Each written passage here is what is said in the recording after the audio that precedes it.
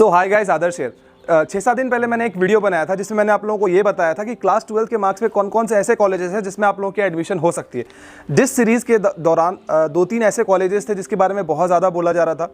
एक तो मैंने SRM यूनिवर्सिटी के ऊपर कुछ दिन पहले ही वीडियो बनाई है, 2-3 दिन पहले, और आज और अभी मैं आप लोगों के लिए Thapar institute of engineering and technology Patiala, या फिर इसको आप लोग थापड़ यूनिवर्सिटी भी कह सकते हैं, तो थापड़ यूनिवर्सिटी के ऊपर आज डेडिकेटेड वीडियो करूंगा।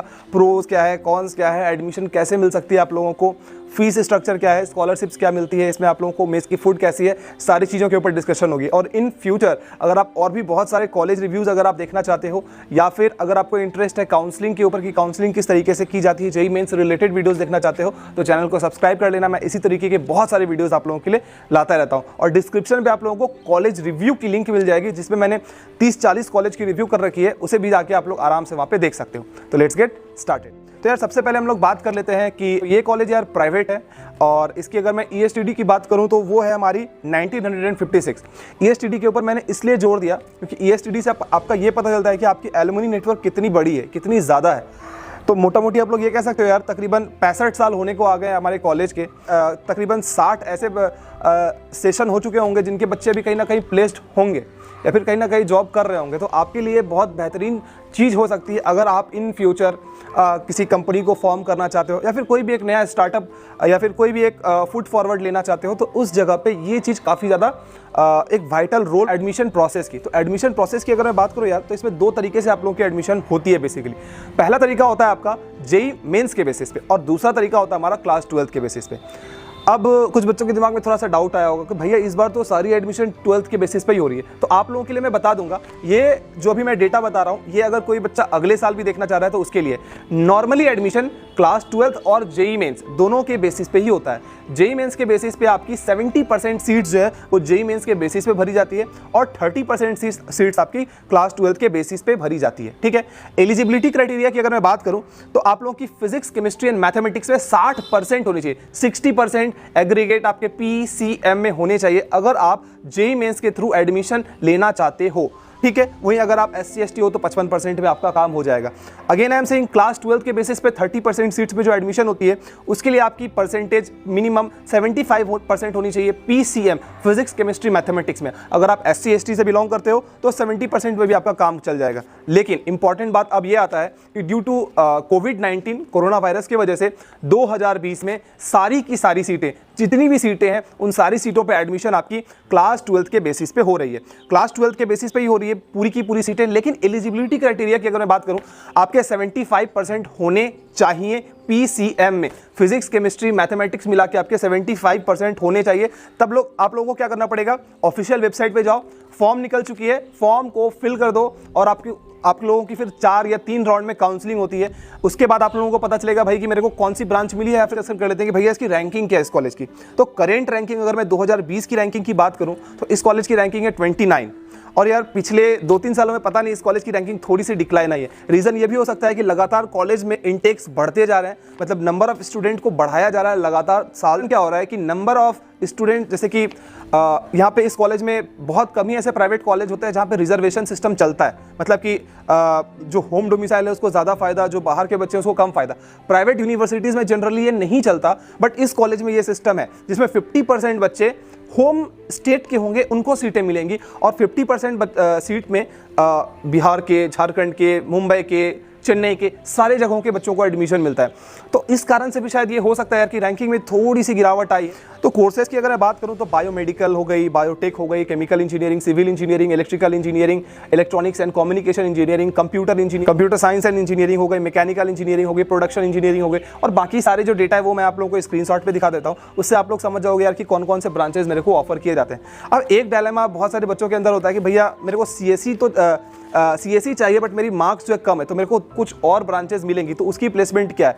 तो अगर आप ऑल ओवर इंडिया में किसी भी अगर IITs, NITs, IIITs या किसी बढ़िया गवर्नमेंट इंजीनियरिंग कॉलेज जैसे कि IICT मुंबई हो गए, COEP पुणे हो गया, या फिर जादवपुर यूनिवर्सिटी हो गई, कोई भी आप गवर्नमेंट, अन्ना यूनिवर्सिटीज़ हो गई, कोई भी गवर्नमेंट कॉलेज को भी देख लो तो वहाँ पे भी यही सिनेरियो चल रहा है कि जो ऊपर वाले ब्रांचेस क्या किसको कहते हैं, जैसे अभी फिलहाल ट्रेंड चल रहा है कि मेरे को अगर कंप्यूटर साइंस मिला तो वो ऊपर वाली ब्रांच हो गई, अगर मेरे को मैकेनिकल इंजीनियरिंग मिल गया तो वो लोअर ब्रांचेस हो गई। और यही सिनेरियो पिछले 10 साल पहले कुछ अलग ही था, जहाँ पे कंप्यूटर साइंस एंड इंजीनियरिंग से ज़्यादा महत्व मैकेनिकल इंजीनियरिंग को दिया जाता था।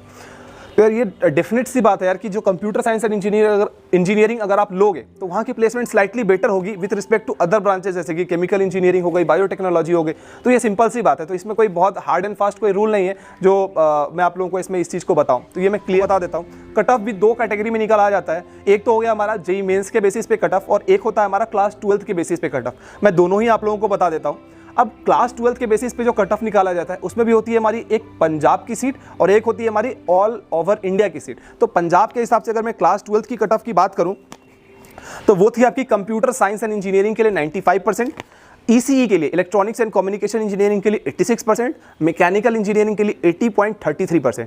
और बाकी सारे ब्रांचेस के बारे में मैंने लिख दिया, मैं कितना ही बोलूँ, अगर इस चीज़ के ऊपर ही डिस्कशन करेंगे तो 5 मिनट की वीडियो इस चीज़ के ऊपर ही हो जाएगी। ठीक है, अब मैं बात कर लेता हूँ यार कि अगर आप नॉन पंजाब से, अगर पंजाब से अगर आप नहीं हो तो क्लास 12th में अगर आपको कंप्यूटर साइंस एंड इंजीनियरिंग चाहिए तो उसके लिए आपको 96.33% होना चाहिए, अगर आपको ईसीई चाहिए तो 95% होना चाहिए, और अगर आपको मैकेनिकल इंजीनियरिंग चाहिए तो आपकी 91.33 होनी चाहिए। तो आपको सीधा सीधा ही पता चल रहा होगा यार, अगर आप पंजाब से हो तो 80% पे आपको मैकेनिकल इंजीनियरिंग मिल जा रही है, अगर आप आउटसाइड ऑफ पंजाब से हो तो आपको 91.33% लाना पड़ रहा है। तो डिफरेंस आप लोगों को समझ आ रहा होगा, जो मैंने आप लोगों को रैंकिंग के वक्त थोड़ा सा बात जो आप लोगों को मैंने बताया था। ठीक है, अगर आप जेईई मेंस के थ्रू एडमिशन लेना चाहते हो तो जेईई मेंस के थ्रू अगर मैं 2019 की कट ऑफ की बात करूं तो अगर आप पंजाब से बिलोंग करते हो, अगर आपको 67 परसेंटाइल अगर मार्क्स आया होगा, मतलब कि लमसम आप कह सकते हो 3.5 लाख रैंक भी अगर आपको आया होगा तो आपको मैकेनिकल इंजीनियरिंग इस कॉलेज में मिल जाएगी। वहीं अगर आप लोगों को कंप्यूटर साइंस एंड इंजीनियरिंग चाहिए तो 96 परसेंटाइल चाहिए, मतलब 40,000 के करीबन रैंक। वहीं अगर आपको ईसीई चाहिए तो 84 परसेंटाइल पे काम बन जाएगा। और बाकी सारे ब्रांचेस के बारे में मैंने यहाँ पे स्क्रीनशॉट आप लोगों को दिखाया, उसे आप लोग देख सकते हो। नॉन पंजाब स्टूडेंट हो यार तो कंप्यूटर साइंस के लिए आप लोगों को 98 परसेंटाइल लमसम मान सकते हो, 97.96 परसेंटाइल है, कह सकते हो यार कि 98 परसेंटाइल आप लोगों को कंप्यूटर साइंस के लिए लाना पड़ेगा। वहीं अगर आप ईसी इलेक्ट्रॉनिक्स एंड कम्युनिकेशन चाहते हो तो 93.12 परसेंटाइल लाना पड़ेगा, और मैकेनिकल इंजीनियरिंग के लिए 91 परसेंटाइल लमसम लाना पड़ेगा।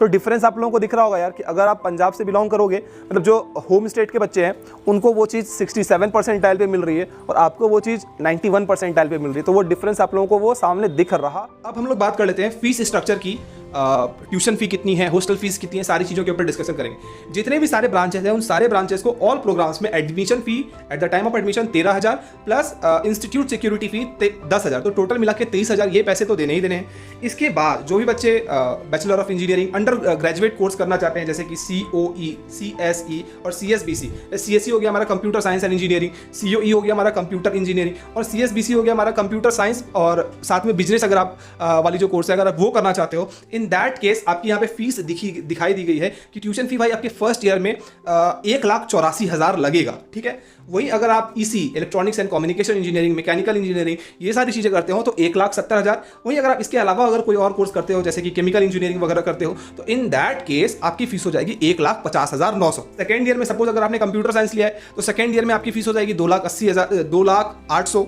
अगर आपने इलेक्ट्रॉनिक्स एंड कम्युनिकेशन लिया है तो 1,80,800 और फिर सब्सिक्वेंटली और कौन से ब्रांचेस के लिए कितनी लगेगी वो आप लोगों को यहाँ पे दिख रही है। ठीक है, फिर आप लोगों को थर्ड ईयर में लगेगा अगर आपने कंप्यूटर साइंस एंड इंजीनियरिंग लिया है तो इन दैट केस 2,18,000 और इलेक्ट्रॉनिक्स लिया है तो 1,91,000 और सब्सिक्वेंटली आप लोग सारी फीस को देख सकते हैं। वहीं अगर आप फोर्थ ईयर में जाओगे तो आपकी फीस हो जाएगी 2,38,600। यार आप लोग हॉस्टल की बात करूँ तो उधर आप लोगों को सेमेस्टर 45,000 है। अगर आप नॉन AC लेना चाहते हो, इसमें भी यार बहुत सारे हैं, मतलब कि कुछ हॉस्टल है जिसमें 3 सीटर है, कुछ हॉस्टल है जिसमें 2 सीटर है, कुछ हॉस्टल ऐसे हैं जिसमें सिंगल रूम लोगे तो उस हिसाब से आप लोगों की फीस लग जाती है। तो अगर फीस के बारे में तो अपन ने बात कर लिया था यार, तो इस कॉलेज में यार आप लोगों को बहुत सारे टाइप के स्कॉलरशिप्स भी मिल सकते हैं। ठीक है, तो ये जो स्कॉलरशिप मैं बता रहा हूँ इसमें थोड़ी बहुत चेंजेस आ सकती है क्योंकि 2020 में जो एडमिशन हो रहा है ना यार आपका, तो 2020 में एडमिशन आपकी सिर्फ और सिर्फ क्लास 12th के बेसिस पे हो रही है, तो वो स्कॉलरशिप भी जो है उसके हिसाब से वैरी कर सकती है। लेकिन ये चीज़ आप लोगों को कॉलेज में जाने के बाद पता चलेगा। लेकिन नॉर्मली क्या स्कॉलरशिप होती है वो हम लोग अब यहाँ पे देख लेते हैं। अगर आपके 12th में 95% से ज़्यादा आए हैं और अगर आप टॉप 35 स्टूडेंट जो है वो चूज़ करेंगे according to your JEE mains की मार्क्स, तो उन 35 स्टूडेंट्स को ट्यूशन फी और DF दोनों ही आपकी जो है वो ऑफ हो जाएगी। मेरिट स्कॉलरशिप 2 जो आता है उसमें आपकी 90% से अगर ज़्यादा है क्लास 12th के बोर्ड्स में सारे सब्जेक्ट्स मिला के और उसके बाद जो 35 स्टूडेंट के बाद जो 45 स्टूडेंट जो होंगे उन 45 स्टूडेंट्स को जो है वो ट्यूशन फी जो है आपकी वो वेव ऑफ हो जाएगी। लेकिन ये तो हो गया आपकी फर्स्ट ईयर में आप लोगों को जो वो स्कॉलरशिप मिलेगी। अगर आप इसको कंटिन्यू करना चाहते हो in future as well, then in that case आपको 8.5 CGPA प्रीसीडिंग सेमेस्टर, मतलब आगे आने वाले सेमेस्टर्स में 8.5 CGPA लाना पड़ेगा। अदरवाइज आपकी जो स्कॉलरशिप है वो उस समय ही एंड कर दी जाएगी। ठीक है, टाइप का जो स्कॉलरशिप आता है, जो पहले 10% ऑफ बच्चे होते हैं जिन्होंने एडमिशन लिया है और उनकी 85% से ज़्यादा है क्लास 12 के बेसिस पे, और इन फ्यूचर सेकेंड ईयर से आप लोगों का अगर मतलब फर्स्ट ईयर में परफॉर्मेंस अच्छा रहता है, AGPA आप लोगों का टोटल अगर 8 CGPA से ज़्यादा रहता है, तो इन दैट केस 187 अप्रॉक्सीमेटली स्टूडेंट को, कभी 187 मिलता है, कभी 180 मिलता है, कभी 190 स्टूडेंट को मिलता है, तो उन सारे बच्चों को ट्यूशन फी की हाफ हो जाती है। तो ट्यूशन फी बाई 2 आप लोगों को उतने बच्चों को वो मिल जाता है। अब जो बच्चे बायोटेक्नोलॉजी ले रहे हैं यार, उन सारे बच्चों को अगर 95% से ज़्यादा है क्लास 12 के बेसिस पे, तो एक बच्चों को ट्यूशन फी प्लस DF दोनों ही आपकी जो है वो ऑफ हो जाती है। और बाकी सारे स्कॉलरशिप्स भी यहाँ पे यार मैं दिखा रहा हूँ, लेकिन मेजर जो स्कॉलरशिप थी वो ऊपर वाली ही थी। आप लोग पॉज कर करके सारे स्कॉलरशिप्स को यहाँ पे जिस भी स्कॉलरशिप को देखना है वो सारे स्कॉलरशिप देख सकते हो। एक बार मैं आप लोगों को ये बोलूँगा यार कि जो ये मेजर स्कॉलरशिप्स है वो ऊपर वाले ही हैं, इसके साथ साथ बहुत सारे वहाँ पे तकरीबन 8-10 तरीके के स्कॉलरशिप्स और भी मिलते हैं। वो आप लोगों को कॉलेज में जाने के बाद आप लोगों की जो एडमिशन एक डिपार्टमेंट होगी, उस एडमिशन डिपार्टमेंट में जाके एक बार आप लोग पूछ लेना, क्योंकि आपको जो स्कॉलरशिप अलॉट होगा वो उस बेसिस पे ही होगा। तो वहाँ से ही आप लोगों को बहुत ज़्यादा मेजर जानकारी जो है वो उस जगह से ही मिलेगी। या फिर आप लोग एक बार ऑफिशियल वेबसाइट पे जाके भी सर्च करना थापड़ यूनिवर्सिटी स्कॉलरशिप्स, तो आप लोगों को जो वो मिल जाएगा और ये PDF डाउनलोड करके आप लोग वहाँ पे देख सकते हो। ठीक है, एक इस कॉलेज की एक चीज़ मुझे अच्छी लगी कि आप जब 2 ईयर आपकी कंप्लीट हो जाती है, मतलब आफ्टर कंप्लीशन ऑफ 2 ईयर आपको ये ऑप्शन दिया जाता है कि अगर आप चाहो तो कुछ माइनर सब्जेक्ट ले सकते हो। माइनर सब्जेक्ट लेने का मतलब ये है कि अगर आप कुछ एक्स्ट्रा सब्जेक्ट उसके साथ कर रहे हो, सपोज आपने केमिकल इंजीनियरिंग ली है, केमिकल इंजीनियरिंग लेने के साथ साथ आप कुछ और भी कोर्सेज अगर करते हो साथ में, तो उसकी सर्टिफिकेट कॉलेज आपको 4 साल के बाद डिग्री कंप्लीट होने के बाद आपको देती है। तो वो आपकी एक स्पेशलाइजेशन हो जाती है कि भाई मैं कंप्यूटर साइंस एंड इंजीनियरिंग तो कर रहा हूँ, लेकिन साथ ही साथ अगर मैं कंप्यूटर साइंस एंड इंजीनियरिंग कर रहा हूँ तो साथ ही साथ मैंने 2 साल के बाद ML ले लिया as a minor subject machine learning. तो जब 4 साल आपकी कंप्लीट हो जाएगी तो वो एज ए सर्टिफिकेट आप लोगों को वो मिल जाएगा। अब कौन कौन सी माइनर्स हैं वो मैं आप लोगों को बता देता हूँ और सामने मैं आप लोगों को स्क्रीन पे दिखा दूंगा तो आप लोगों को समझ में आ जाएगा। जैसे कि अगर आप कंप्यूटर साइंस एंड इंजीनियरिंग लेना चाहते हो तो मशीन लर्निंग हो गई, सॉफ्टवेयर इंजीनियरिंग हो गई, मैथ एंड कंप्यूटेशन हो गया, और भी बहुत सारे हैं वो देख सकते हो आप लोग। अगर आप केमिकल इंजीनियरिंग ले रहे हो तो आप लोगों के लिए पेट्रोलियम हो गया, एनर्जी हो गया, मैं उसके बाद मटेरियल्स हो गया, तो इस चीज़ के ऊपर आप लोगों को एक्स्ट्रा कोर्सेज वो मिल जाती है। अगर आप ECE ले रहे हो तो स्मार्ट सिस्टम हो गया, इंडस्ट्रियल ऑटोमेशन के ऊपर आप लोगों को कोर्सेज मिल जाती है। और बाकी सारे ब्रांचेस के ऊपर भी मैंने यहाँ पे बगल में लिख दिया है, तो आप लोग एक बार देख लेना पॉज करके कि भाई एडमिशन लेते हो तो फॉरेन एक्सचेंज प्रोग्राम भी होती है। हालांकि अगर आप फॉरेन एक्सचेंज प्रोग्राम को अगर आप लेना चाहोगे तो इन दैट केस क्या करना पड़ता है आप लोगों को कि आप लोगों को एक्स्ट्रा फी पे करना पड़ता है, और आप लोगों की CGPA वगैरह पे भी बहुत सारी चीज़ें डिपेंड करती है। तो वो आप लोग जब कॉलेज जाओगे तो और भी अच्छे तरीके से आप लोगों को समझ में आ जाएगा। एक बार ऑफिशियल वेबसाइट पर जाकर इस चीज़ के ऊपर डिटेल में चीज़ें देख लेना। तो प्लेसमेंट की अगर बात करूँ तो मैंने पहले ही बताया था यार कि 2016-2017 में the average package was 6 lakh. वहीं अगर 2017-2018 में देखोगे तो एवरेज पैकेज वॉज 6.2 लाख। 2018-2019 में the average package was 6.3 lakh, और हाईएस्ट पैकेज की अगर मैं बात करूं तो 39 lakh was the highest package. अब इस साल ही कितना गया वो मेरे को नहीं पता, हो सकता है कि इस साल 39 लाख से ज़्यादा गया हो या फिर 39 लाख से कम गया हो, बट ये वाली डेटा मेरे को मिली तो मैं आप लोगों को यहाँ पे बता दे रहा हूँ। ठीक है, प्लेसमेंट एवरेज की अगर मैं बात करूँ तो एवरेज प्लेसमेंट यार सारे ब्रांचेस को मिला के ही मिलती है। तो सारे ब्रांचेस को अगर आप मिला के देखोगे तो average package was average placement was 92 to 93% आप लोग कह सकते हो कि एवरेज प्लेसमेंट वो थी हमारी इस कॉलेज में, विच इज़ वेरी गुड। जो कि अगर आप प्राइवेट कॉलेजेस में जाते हो, डिफरेंट प्राइवेट कॉलेजेस जैसे कि SRM में जाते हो, VIT में जाते हो, या फिर और भी कोई छोटे मोटे प्राइवेट कॉलेजेस में जाते हो, तो वहाँ पे इतनी अच्छी प्लेसमेंट शायद नहीं मिलेगी आपको, और एवरेज पैकेज भी इतनी अच्छी शायद आप लोगों को वहाँ पे देखने को नहीं मिले। कंपनी की अगर मैं बात करूँ तो सारी बड़ी कंपनी जैसे कि माइक्रोसॉफ्ट हो गई, अमेजॉन हो गया, जोमेटो हो गया, वॉलमार्ट हो गया, डीशॉ हो गया, टाटा मोटर्स हो गया, तो सारे कंपनीज मोटा मोटी यहाँ पे आते हैं। तो आप लोगों के प्लेसमेंट में यार कोई बहुत भारी दिक्कत वो आने वाली नहीं है। को एक NIT का ऑप्शन मिल रहा है, या फिर अगर आप IITs में डेफिनेटली अगर आप जा सकते हो लोअर ब्रांचेस में, तो definitely choose that college. Placement point of view से यार ये कभी IITs वगैरह को तो टक्कर नहीं दे सकता, बट हाँ डेफिनेटली आप कह सकते हैं कि नॉर्थ इंडिया में जो प्राइवेट कॉलेजेस है, खास करके नॉर्थ इंडिया की मैं बात कर रहा हूँ, नॉर्थ इंडिया में जो और प्राइवेट कॉलेजेस हैं, तो उनमें से आप लोग कह सकते हो यार कि जितने भी प्राइवेट कॉलेजेस हैं उनमें one of the best placement ये कॉलेज आपको प्रोवाइड करेगी ही करेगी। रीज़न भी है यार कि क्योंकि एक सर्टेन अमाउंट ऑफ एक अच्छे बच्चे भी इस कॉलेज में आ रहे हैं, मतलब जिस बच्चे की 98 परसेंटाइल आई है फ्रॉम जनरल कैटेगरी, वो बच्चा अगर इस कॉलेज में आके कंप्यूटर साइंस एंड इंजीनियरिंग पढ़ रहा है, या फिर जिसकी 97 परसेंटाइल आई है वो आके पढ़ रहा है, तो डेफिनेटली वो लड़का एक अच्छा प्लेसमेंट तो लेगा ही 4 साल के बाद। कर लेते हैं, हालांकि बहुत ज़्यादा कुछ कहने को है नहीं, मोटा मोटी सारी चीज़ें बता दी, बट फिर भी एक फेस्ट वगैरह क्या होता है उस चीज़ के ऊपर भी हम लोग डिस्कशन कर लेते हैं। तो पहली बात यह है कि अगर आप top 15 private engineering colleges in India की बात अगर करोगे तो थापड़ यूनिवर्सिटी को आप एक स्थान उस पर ज़रूर से ज़रूर दोगे। इस बात को आप लोग नोट डाउन करके रख सकते हो। दूसरी बात ये कि यहाँ पे यार बहुत सारे सोसाइटीज़ मिल सकती है। डांस सोसाइटीज़ हो गई, टोस्ट मास्टर हो गई, म्यूजिकल सोसाइटीज़ भी है, स्पोर्ट्स सोसाइटीज़ भी है, तो उसके बाद फिर ई सेल भी है यहाँ पे। तो बहुत सारी चीज़ें ऐसे हैं, बहुत सारे सोसाइटीज़ ऐसे हैं जहाँ पे आप लोग टेक पार्ट ले सकते हो, और आपकी जो भी एक अंदर में कला है उस कला को आप लोग फिर वहाँ पे मतलब क्या बोलते हैं प्रॉस्पर कर सकते हो उस चीज़ को। एक निगेटिव बात मुझे ये लगी यार कि फ़ीस मोटा मोटी की जाती है, ज़्यादातर रूम में एसीज प्रोवाइड किए जा सकते थे बट वो नहीं की गई, तो वो मुझे थोड़ी सी निगेटिव पार्ट लगी। दूसरी बात ये कि कॉलेज की फ़ीस यार थोड़ी सी ज़्यादा है, मतलब अगर ये फ़ीस अगर 11 लाख 12 लाख टोटल मिला के अगर होता तो मतलब अनबीटेबल कॉलेज आप लोग कह सकते हो कि हो सकता था इन प्राइवेट सेक्टर, एटलीस्ट मैं कह सकता हूँ, ठीक है। दूसरी बात ये यार कि रिजर्वेशन सिस्टम जो है वो प्राइवेट यूनिवर्सिटीज़ में मेरिट बेस्ड अगर सारी चीज़ें होती तो वो ज़्यादा बेहतर था।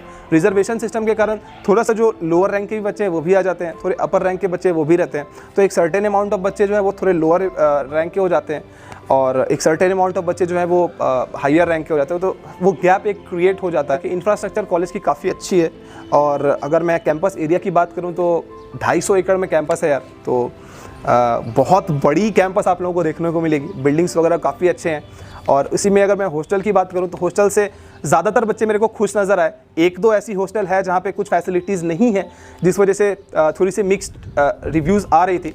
अब हॉस्टल्स इतने सारे हैं कि मैं किन किन हॉस्टल्स की नाम लूँ। जैसे कि अगर मैं बात करूँ गर्ल्स के लिए तो 5 हॉस्टल सिर्फ और सिर्फ गर्ल्स के लिए, और बॉयज़ के लिए हमारी 8 हॉस्टल है, तो 13 हॉस्टल इन टोटल हैं। उन 13 हॉस्टल में 1-2 हॉस्टल ऐसे हो सकते हैं, जैसे कि आप सबसे लास्ट में जाओगे तो जो हॉस्टल अलॉटमेंट होता है वो कैसे होता है कि फर्स्ट कम फर्स्ट सर्व, तो उस हिसाब से होता है। जो पहले जाएंगे उनको बढ़िया वाली हॉस्टल मिलेगी, जो अगर आप बहुत एंड में जाते हो तो थोड़ी सी जो पीछे वाली हॉस्टल होगी वो हॉस्टल आप लोगों को मिलेगी। अब हॉस्टल में भी ऐसा है यार कि एसी वाले रूम, नॉन एसी वाले रूम, तो डेफिनेटली जो एसी वाले रूम होंगे वो बेहतरीन होंगी। और पंजाब पटियाला में थोड़ा सा धूप वगैरह ज़्यादा होता है, तो बच्चे प्रेफर करते हैं कि मैं एसी वाला ही रूम ले लूँ, बट वो आपकी फिनेंशियल कंडीशन के ऊपर डिपेंड करती है कि हाँ भाई मेरे को ये लेना है या नहीं लेना है। एक और बात, कुछ बच्चे ऐसे भी होते हैं जो कि पूछते हैं कि भैया मुझे इस कॉलेज के लिए लोन लेना चाहिए या फिर नहीं लेना चाहिए। तो मेरे हिसाब से यार कि अगर आपकी जेईई मेंस में 95, 94, 96 परसेंटाइल आई है, means you are a good student, आप एक अच्छे स्टूडेंट हो। और अगर आप अपनी मेरिट बेसिस पे इस कॉलेज पे जा रहे हो तो यार आप इस कॉलेज के लिए लोन ले सकते हो। Definitely it is not a bad choice, क्योंकि स्टूडेंट हो तो अगर आप थोड़ा और मेहनत करते हो तो आपको 10 लाख से ज़्यादा की प्लेसमेंट मिल जाती है। तो अगर आप इन्वेस्टमेंट बाय रिटर्न रेशियो देखते हो तो वो आप लोगों को पता चलता है कि 1/2 का मिलता है, मतलब 0.5 का। तो कहा जाता है कि अगर इन्वेस्टमेंट बाय रिटर्न रेशियो अगर 0.5 से कम है तो फिर उस कॉलेज में मतलब लोन लेने से पहले सोचना चाहिए।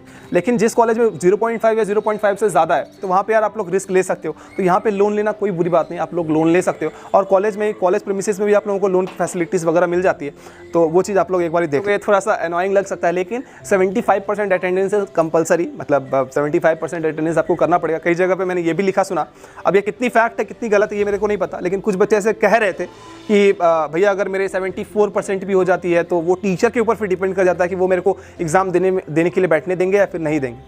तो जो बच्चे थोड़ा सा एक्सप्लोर करना चाहते हैं उनके लिए थोड़ी सी मुसीबत आ सकती है, क्योंकि टाइमिंग है वो हो जाती है यार आपकी 8:30 बजे, 8 साढ़े 8 बजे से लेके 4:30-5 बजे तक, तो एक लंबा टाइम जो है वो मिल जाता है। हाँ डेफिनेटली बीच में आप लोगों को खाने का वक्त मिलता है, बट फिर भी एक ये लॉन्ग आवर हो जाता है। जनरली के लिए आप लोगों को 3 टाइम खाना मिलता है यार। खाना मतलब कि एक बारी ब्रेकफास्ट, एक बारी लंच, एक बारी डिनर। तो सुबह सुबह आप लोगों को 7:30 से लेकर 9 बजे तक आप लोगों का ब्रेकफास्ट का टाइम होता है। उसके बाद लंच का टाइम होता है 12 से लेकर 2 बजे के बीच में, और डिनर का टाइम होता है 8 से लेकर 9 बजे। तो मतलब अगर आप कॉलेज भी जाते हो तो 2 घंटे का आप लोगों को गैप मिलता है कि भाई जाओ यार खाना वाना खा के आ सकते हो। और मेरे को लगा यार कि इतने सारे फीस अगर ले रहे हैं तो 4 टाइम भी आप लोगों को एक शाम का नाश्ता भी मिल सकता था, बट अगेन जो मिल रहा है अब हम लोग इसमें कुछ भी नहीं कर सकते। और जब मैंने कुछ स्टूडेंट से ही पूछा तो बोले कि यार नॉर्थ इंडियन का जो फूड है वो बेसिकली अच्छा ही होता है, ऊपर से पंजाब तो बहुत ही मतलब शानदार आप लोगों को हॉस्टल फूड वगैरह ये सारी चीज़ें मिलने वाली। के बारे में बता दो तो लैब्स यार वेल इक्विप्ड है, इतने सारे फीस आप लोगों से ली जा रही है, तो एक मेजर अमाउंट ऑफ फीस जब अगर आप NIRF की डेटा देखोगे, कॉलेज की NIRF की जो डेटा आती है तो उसमें वो कितने पैसे खर्च करते हैं अपने इक्विपमेंट्स में, लैब को इम्प्रूव करने में, तो वो एक कंसिडरेबली अमाउंट मुझे लगा यार कि एक अच्छे खासे अमाउंट उसमें खर्च कर रहे हैं। कुछ बच्चों से ही मैंने पूछा तो वो लोग की भी यही रिटर्न में उन लोगों ने ये मेरे को बताया कि भैया हाँ लैब्स वगैरह काफ़ी अच्छी हैं, ठीक है। अगर मैं फेस्ट और फेस्टिवल्स के बारे में बात करूँ तो यार फेस्ट आप लोग ना ही इसको IIT से कंपेयर कर सकते हो, ना ही बड़ी वाली NIT से, ना ही इसको यार बड़े वाले प्राइवेट कॉलेजेस जैसे कि VIT MIT है सारे से। तो उस टाइप की यार उतनी बड़ी बड़ी आप लोगों को फेस्ट वगैरह तो देखने को नहीं मिलेगी, but fest are quite good, अच्छी है। अब ऐसे कंपेयर करना थोड़ा सा गलत भी है, बट अगेन कुछ बच्चे पूछते हैं तो मैंने कंपेयर कर दिया कि भाई हाँ VIT से फेस्ट कैसा होगा, MIT से फेस्ट कैसा होगा। तो VIT और MIT की फेस्ट कंसिडरेबली इन सारे कॉलेजेस के हिसाब से थोड़ी बड़ी होती है, बड़ी पैमाने पे होती है, बट हाँ इस कॉलेज की फेस्ट काफ़ी अच्छी होती है। अगर आप कोई लोअर वाले कॉलेज जाओगे, जैसे कि कोलकाता में बहुत सारे कॉलेजेस हैं, या फिर भोपाल में बहुत सारे कॉलेजेस हैं, राजस्थान में बहुत सारे प्राइवेट कॉलेजेस हैं, उन सारे कॉलेज में जाओगे तो लाइफ बर्बादी हो जानी है। लेकिन हाँ ये वाली कॉलेज जो one of the best private engineering college आप लोग कह सकते हो, तो फेस्ट ठीक ठाक है। 3 टाइप की एक्चुअली फेस्ट होती है जो कि बड़ी होती है, छोटे मोटे तो वो चलता रहता है, लेकिन 3 बड़े फेस्ट होते हैं, जिनमें से पहला का नाम है हमारा अरण्या जो कि टेक फेस्ट है, दूसरा नाम है हमारा सांतुर नालिया जो कि एक कल्चरल फेस्ट है, और तीसरा है हमारा ऊर्जा जो कि हमारा स्पोर्ट्स फेस्ट होता है। तो सारे टाइप ऑफ स्पोर्ट्स आप लोग वहाँ पे कॉलेज में ग्राउंड्स वगैरह भी काफ़ी अच्छी हैं, तो वहाँ पे जाके आप लोग खेल सकते हो, स्पोर्ट्स फैसिलिटीज़ भी काफ़ी अच्छी मिल जाती है आप लोगों को। तो ओवरऑल यार आप लोग एक अच्छे ढंग से डेवलप इस जगह पे हो सकते हो। तो मुझे लग रहा है यार कि मैंने जितने पॉइंट्स लिखे थे अपने पेपर पे, उन सारे पॉइंट्स को मैंने डिस्कशन कर लिया है, ठीक, कि भैया SRM जाऊँ, VIT जाऊँ, MIT जाऊँ, बिट्स पिलानी जाओ या फिर थापड़ यूनिवर्सिटी जाओ। तो पहला ऑप्शन आपका बिट्स पिलानी होना चाहिए, दूसरा ऑप्शन आपका थापड़ यूनिवर्सिटी हो सकता है, तीसरा होना चाहिए आपका MIT, उसके बाद VIT, उसके बाद SRM। ये मेरी पर्सनल थॉट है, ये पर्सन टू पर्सन चेंज हो सकती है, अगेन आई एम से ये पर्सन टू पर्सन चेंज हो सकती है, बट ये मेरी थॉट थी, मैंने आप लोगों को बता दिया। तो होपफुली ये रिव्यू आप लोगों को पसंद आई होगी। मैंने अपने एंड से जितना ऑनेस्ट हो सकता था, ऑनेस्ट होकर मैं रिव्यू देने का मैंने कोशिश किया। एक और बात यार, जो बाहर से बच्चे जाते हैं वो थोड़ा सा पंगे वंगे वहाँ पे जो लोकल बच्चे होते हैं उनसे झगड़ा वगड़ा ना करें, तो वो ज़्यादा अच्छा होगा। ये as a piece of advice मैं देने की कोशिश आप लोगों को कर रहा हूँ। होपफुली ये वीडियो आप लोगों को पसंद आई होगी। इन फ्यूचर अगर आप लोगों को और भी वीडियोज़ अगर आप लोगों को चाहिए होगी तो चैनल को सब्सक्राइब कर सकते हो, दोस्तों के साथ शेयर कर सकते हो, और लाइक करके प्यार दिखा सकते हो मुझे। तब तक के लिए लेता हूँ अलविदा, मिलेंगे अगले सप्ताह और एक एजुकेशनल वीडियो के लिए। तब तक के लिए बाय बाय।